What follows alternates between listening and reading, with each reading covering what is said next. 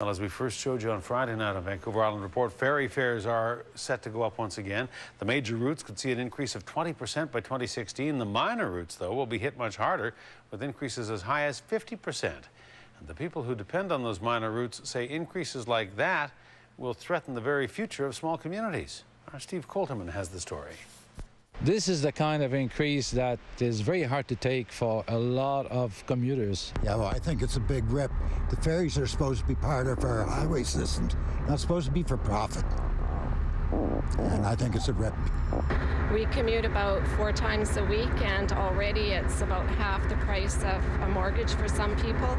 People who commute from Gabriola Island to the Nanaimo Harbour on a weekly and sometimes daily basis are angry over the prospects of ferry fares increasing. It's extremely frustrating because we don't get the support from the provincial government that seem to ignore the fact that, we live on an island, the ferry is our highway, and we're not being treated as such. I think that it's up to our government to get on top of this and find out what is going on and to make corrections. Gabriola Island is one of 19 minor routes that BC Ferries operates. Fares on the route could be climbing by 50% by 2016. The provincial government supports the ferry system with $92 million a year. That amount has stayed the same since 2003. Many feel that's not enough support 8 years later. No. Right now, willpower or will from the government to increase this amount. Hopefully, they're going to look at it after the 1st of April, and that's the only choice they have, is to increase the subsidy or the help that has been provided on this route, or reduce service. MV Quinsam sails between Gabriola Island and Nanaimo. This ship was treated to major upgrades in 2010.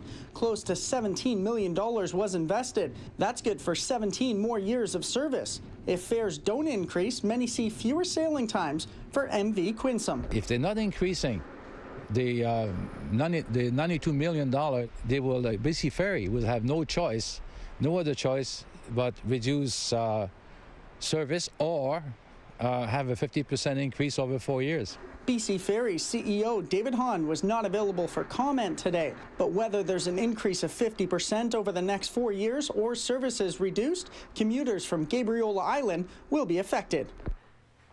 Steve Colterman joins us now live in our Nanaimo newsroom with more. Steve, when will ferry riders know for sure if the fares are going to increase?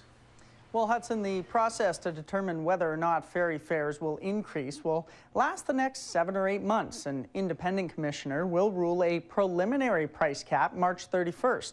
The government will then have 90 days from that point to review the decision. The final ruling on exactly how much each route will increase will be made by the end of September. And if fares stay the same, what will happen then? Well, Hudson, many commuters from Gabriola Island fear that if ferry fares increase by a small margin or even not at all, their convenient sailing schedule could be affected. 32 trips are made between Gabriola Island and Nanaimo on a daily basis. All right, we'll watch and see. Steve Colterman, thank you. Thank you.